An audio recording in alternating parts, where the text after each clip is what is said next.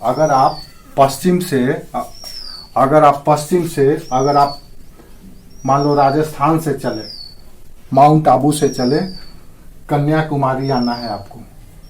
मान लीजिए आप कि आप माउंट आबू से चले, बोरिया बस्तर बांधे घर से नाराज होकर के और सोचे कि चलते हैं, तो वहां से आप राजस्थान से प्रवेश करके गुजरात में, तो गुजरात से कन्याकुमारी आप सोचे कि भाई सड़क मार्ग से नहीं जाएंगे, रेल मार्ग से नहीं जाएंगे, यही समुद्र के किनारे किनारे बालू पर चलते हैं। अपना जब भूख लगेगा तो नारियल खा लेंगे और पानी के लिए हैं ही, पानी पी लिया करेंगे। आप चले यहाँ से तो आपको सबसे पहले कौन सा कोस्ट मिलेगा? सबसे पहला कोस्ट कौन सा मिलेगा आपको?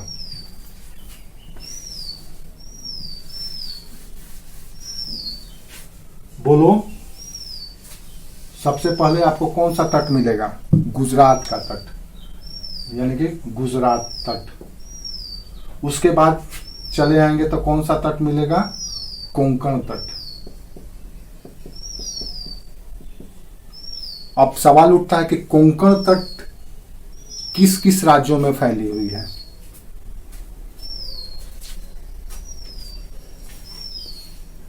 कोंकण तट किन किन राज्यों में फैली हुई है? हम यात्रा कर रहे हैं राजस्थान के माउंट आबू से शुरू किए हैं। हमको यहाँ पे आना है कन्याकुमारी, कैमोरिन में कन्याकुमारी। अब हमको सबसे पहले क्या मिलेगा? तो हम गुजरात में आए तो गुजरात के काठियावाड़ तट या गुजराती तट पे पहुंचे, नरेंद्र मोदी के स्टेट में। वहां से चले तो हम कोंकण तट हमको मिला। तो कोंकण तट फैला है महाराष्ट्र और गोवा में, M+G में। उसके बाद कौन सा तट मिलेगा? सुन पा रहे हैं आप लोग? उसके बाद मिलेगा कन्नड़। ये कहां पे फैला हुआ है?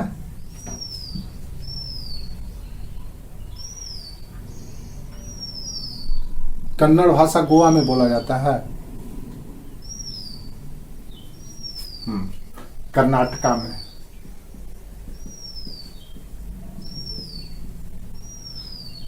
क्योंकि कन्नड़ भाषा बोली जाती है इसलिए इसको कन्नड़ तट कहा जाता है। महाराष्ट्र का तटवर्ती क्षेत्र और गोवा में कोंकणी भाषा बोली जाती है इसलिए कोंकण तट कहा जाता है। कोंकण रेलवे भी चलता है, इसकी अपनी रेलवे। उसके बाद हम अगर चले आए तो मंगलुरु के नीचे आ गए तो आप ये मिलेगा कन्याकुमारी तक मालाबार। यहाँ पे लोग मलयाली बोलते हैं। कौन सा स्टेट है? केरल। तो आप पश्चिमी तट की यात्रा करेंगे तो ये सारे तट से गुजरेंगे। पूर्वी तट की यात्रा करेंगे तो सबसे पहले उड़ीसा का उत्कल तट, फिर आंध्र प्रदेश के उत्तरी सरकार या नॉर्दर्न सरकार तट, ये पूछा जाता है अक्सर। उसके बाद रॉयल तट, उसके बाद तमिलनाडु में कोरोमंडल। तो उत्तरी सरकार और रॉयल ये दोनों एपी में है, आंध्र प्रदेश में है। उत्कल तट ओडिशा में है, कोरोमंडल तमिलनाडु में है। समझ में आया? समझ में आया?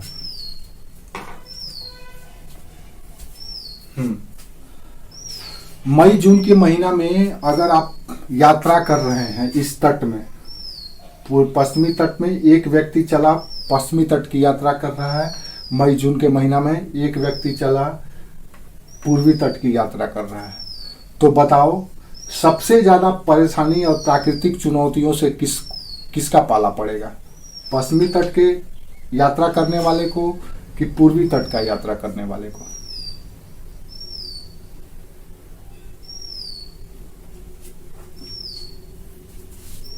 समय है मई जून का। मई जून में एक व्यक्ति, दो फ्रेंड है, एक यहां से चला गुजरात तट से, दोनों को मिलना है कन्याकुमारी में।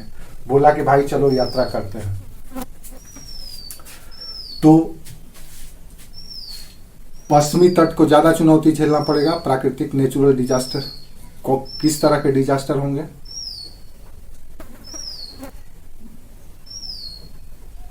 कौन सा आपदा होगी?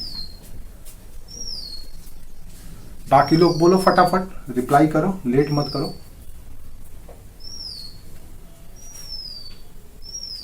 तुम क्यों बोली पश्चिमी तट? कुछ तो सोच करके ही बोली होगी। हाँ,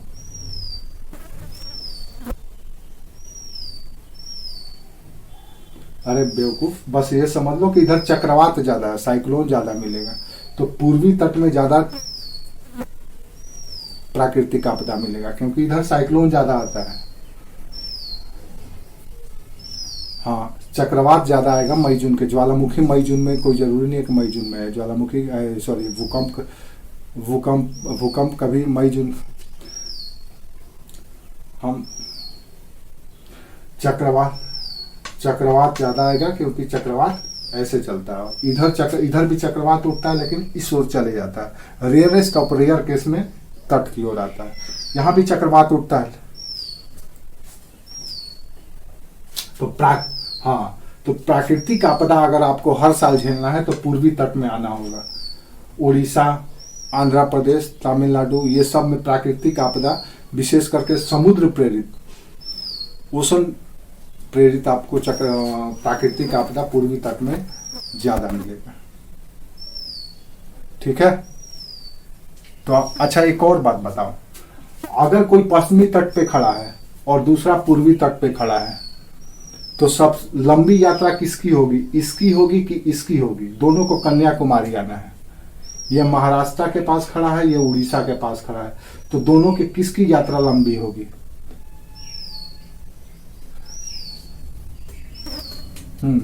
लंबी होगी।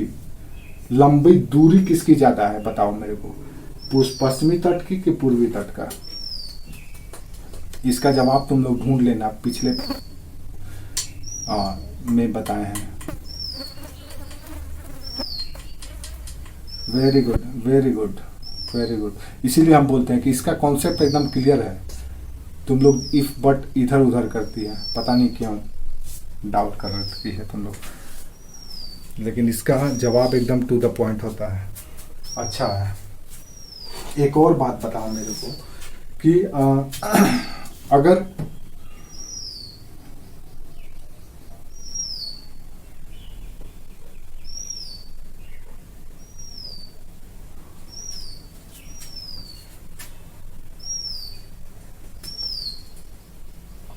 आप देखे होंगे अक्सर न्यूज में देता है कि भारत के मछुआरे को पाकिस्तान के द्वारा पकड़ लिया गया।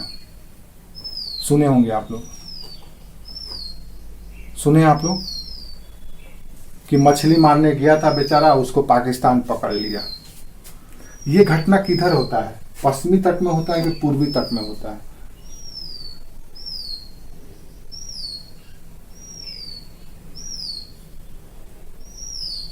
बाकी लोग बोलो, ये घटना किधर होता है?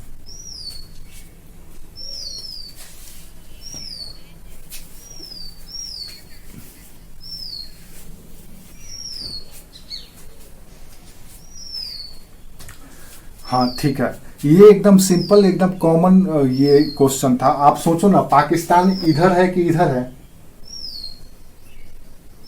पाकिस्तान इधर है पाकिस्तान, तो स्वाभाविक है कि इधर गुजरात में, गुजरात के मछुआरे इधर जाते होंगे मछली मारने के लिए, और बेचारे उनके समुद्री क्षेत्र में चले जाते होंगे और वो पकड़े जाते हैं। इधर तो पाकिस्तान का कोई एरिया है ही नहीं।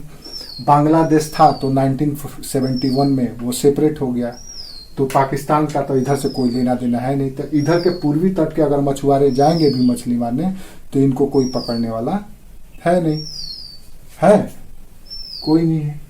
तो इसलिए इधर के मछुआरे नहीं पकड़े जाएंगे, बल्कि ये कॉमन सेंस लगाते आप लोग। तो दूसरी बात, ये जो आपका तर्क था कि मछली ज़्यादा इधर होता है क्योंकि इधर फाइटोप्लैंक्टन पाए जाते हैं, तो ये भी अच्छा तर्क है, लेकिन पाकिस्तान से इसका कोई लेने देना नहीं है। पाकिस्तान सिंपल जोग्राफिकली इसका लोकेशन पश्चिम में है, तो इधर आपको मिलता है। सुंदरी वन, सुंदरी वन कहाँ पाया जाता है? सुंदरी वन कहाँ पाया जाता है?